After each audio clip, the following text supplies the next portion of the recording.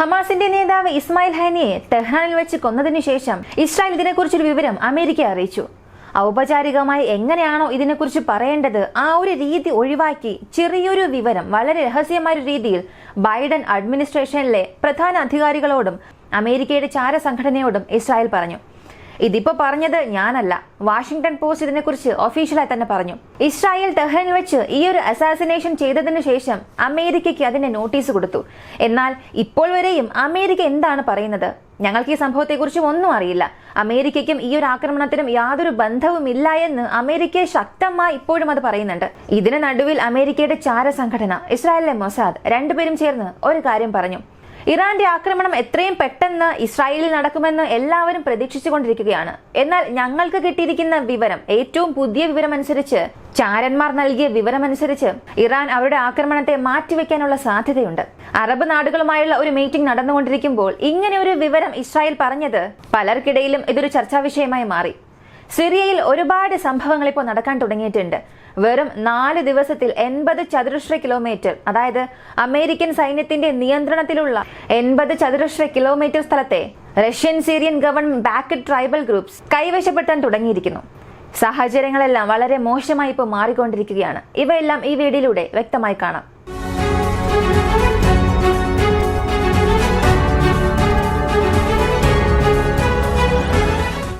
ആദ്യം ഇസ്രായേൽ പറഞ്ഞ കാര്യം നോക്കാം. ഇസ്രായേലിലെ മൊസാദിന്റെ പ്രവർത്തനങ്ങൾ അല്ലെങ്കിൽ അവർക്ക് ലഭിക്കുന്ന കോർഡിനേറ്റ്സ് എന്നത് ഇസ്രായേലിന് ഒരു തൂണ് പോലെയാണ്. കാരണം ചാരന്മാരെ ഒരു നാട് എങ്ങനെയെല്ലാം ഉപയോഗിക്കുന്നുണ്ട്, ചാരന്മാരെ ഉപയോഗിച്ച് ഒരു നാടിന് എന്തൊക്കെ ചെയ്യാൻ സാധിക്കുമെന്നുള്ളത് ഇസ്രായേൽ ലോകത്തിന് പലതവണ കാണിച്ചു കൊടുത്തിട്ടുണ്ട്. അങ്ങനെയുള്ള ഇസ്രായേലിന്റെ ചാരസംഘടന ഒരു കാര്യം പറഞ്ഞു. ഇറാന്റെ ആക്രമണം നടക്കാൻ 1-2 ദിവസം അല്ലെങ്കിൽ ഒരാഴ്ചയോളം ഒരു കാലതാമസം ഉണ്ടാകും. അതിനുള്ള കാരണം എല്ലാ നാടുകളുടെ പക്കലും ഇസ്രായേൽ ഒരു ചർച്ച നടത്തുകയാണ്.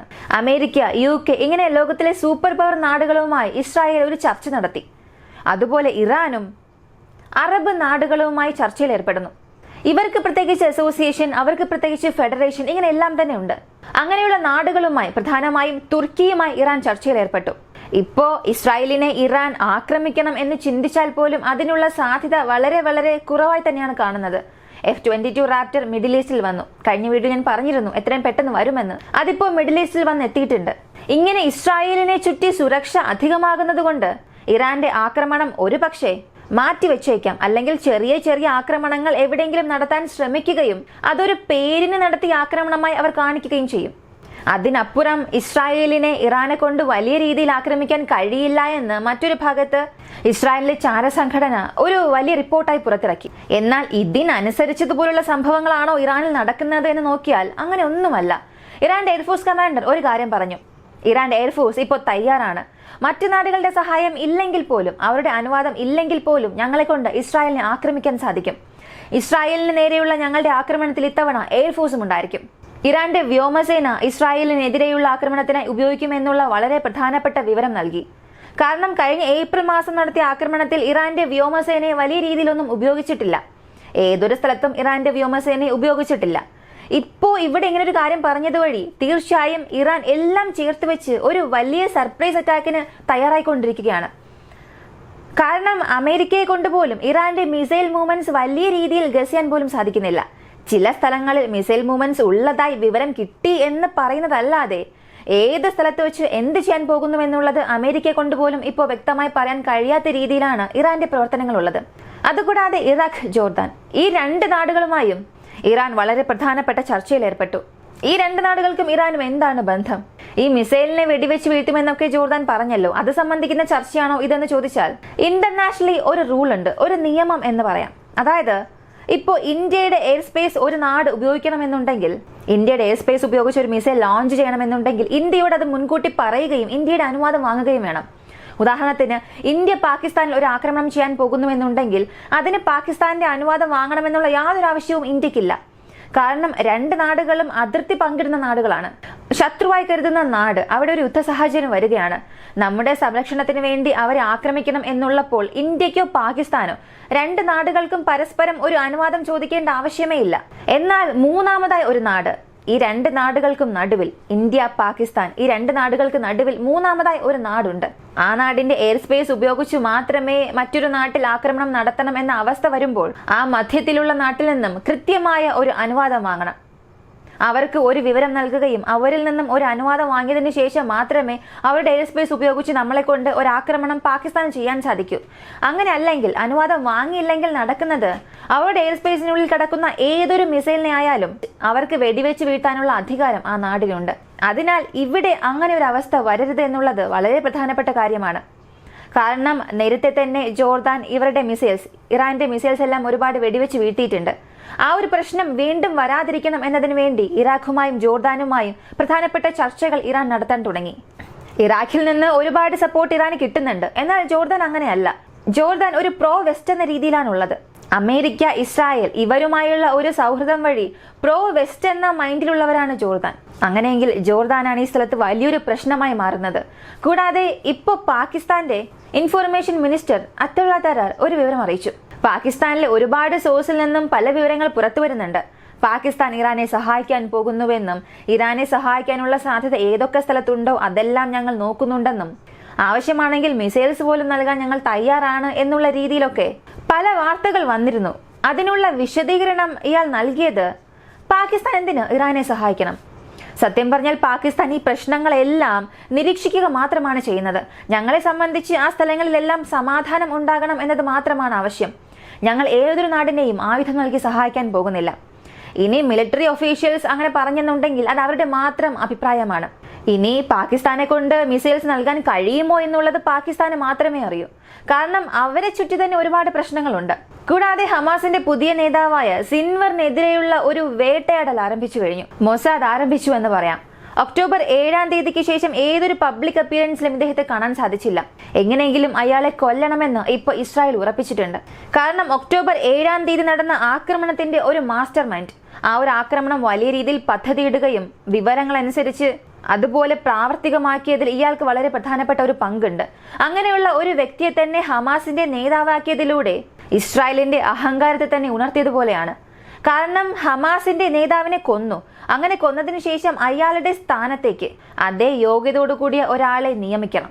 അതിനുവേണ്ടി ഈ ആക്രമണം നടത്തിയ വ്യക്തിയെ തന്നെ ആ സ്ഥാനത്തിരുത്തിയതിനാൽ തീർച്ചയായും അത് ഇസ്രായേലിന്റെ അഹങ്കാരത്തെ തന്നെ വീണ്ടും വിളിച്ചുണർത്തിയതുപോലെയാണ്.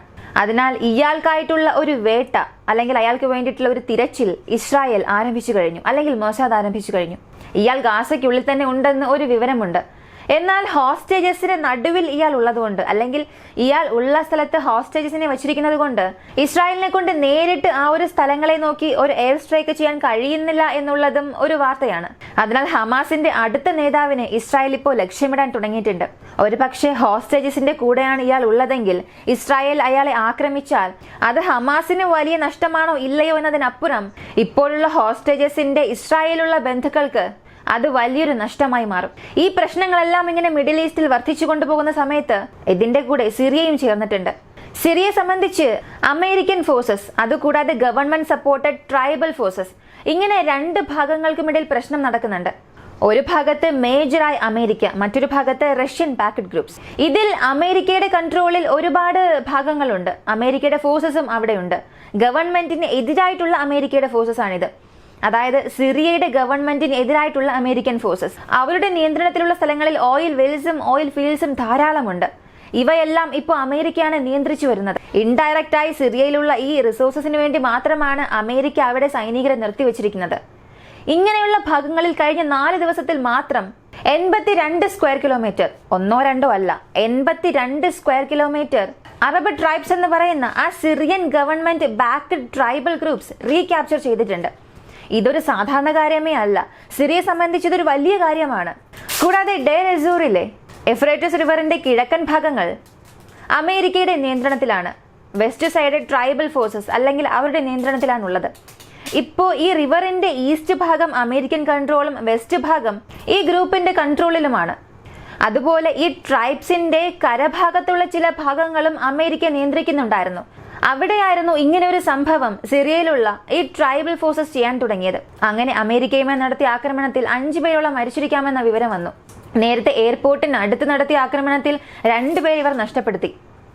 അതിന് പ്രതികാരം വീട്ടാനാണ് ഇവരെല്ലാം ഇങ്ങനെ ചെയ്യുന്നത് എന്ന് ചിന്തിച്ചപ്പോൾ അങ്ങനെ ഒന്നുമല്ല. അമേരിക്കയുടെ ശ്രദ്ധ മധ്യകിഴക്കിലെ മറ്റു ഭാഗങ്ങളിലേക്ക് തിരിഞ്ഞപ്പോൾ ഈ ഒരു ഭാഗത്തെ കൂടുതൽ സ്ഥലങ്ങൾ ഇവർ തിരിച്ചെടുക്കാൻ തുടങ്ങിയിട്ടുണ്ട്. എത്രയും പെട്ടെന്ന് ഇതുപോലെ ഒരുപാട് ഭാഗങ്ങൾ ഇവരുടെ നിയന്ത്രണത്തിലാകും. ഇതിനെക്കുറിച്ച് ഒരുപാട് മീഡിയാസ് ഇപ്പോൾ സംസാരിക്കാൻ തുടങ്ങിയിട്ടുണ്ട്. കാരണം ആ സ്ഥലത്ത് ഈ ഒരു ഗ്രൂപ്പ് ചെയ്യുന്ന ഈ സംഭവങ്ങളാണ്. അതുകൂടാതെ റഷ്യ ഉക്രൈൻ യുദ്ധത്തിൽ വളരെ പ്രധാനപ്പെട്ട വഴിത്തിരിവ് സംഭവിച്ചുകൊണ്ടിരിക്കുന്നു.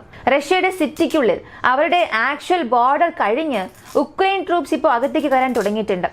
വളരെയേറെ പ്രശ്നങ്ങൾ അവിടെ ആരംഭിക്കാൻ തുടങ്ങിയിട്ടുണ്ട്. എത്രയും പെട്ടെന്ന് ഇതിനെക്കുറിച്ചുള്ള ഒരു വീഡിയോ നമുക്ക് കാണാം. കാത്തിരിക്കുക. ഈ ഒരു വീഡിയോയെക്കുറിച്ചുള്ള നിങ്ങളുടെ അഭിപ്രായം പറയുക. പ്രധാനമായും ഇറാന്റെ തിരിച്ചടി ഡിലേ ആകുമോ? അമേരിക്കയുടെ സഹായമില്ലാതെ ഈ ഒരു അസാസിനേഷൻ ഇവരെ കൊണ്ട് ചെയ്യാൻ കഴിയില്ല എന്ന് ഇറാനും പറയുന്നുണ്ട്.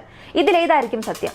നിങ്ങളുടെ അഭിപ്രായം കമന്റിൽ പറയുക. വീഡിയോ ഇഷ്ടമായ ലൈക്ക് ചെയ്യുക, ഷെയർ ചെയ്യുക. നമ്മുടെ ചാനൽ ആദ്യമായി കാണുന്നവരാണെങ്കിൽ മറക്കാതെ സബ്സ്ക്രൈബ് ചെയ്ത് സപ്പോർട്ട് ചെയ്യുക. മറ്റൊരു വീഡിയോയുമായി വീണ്ടും കാണാം.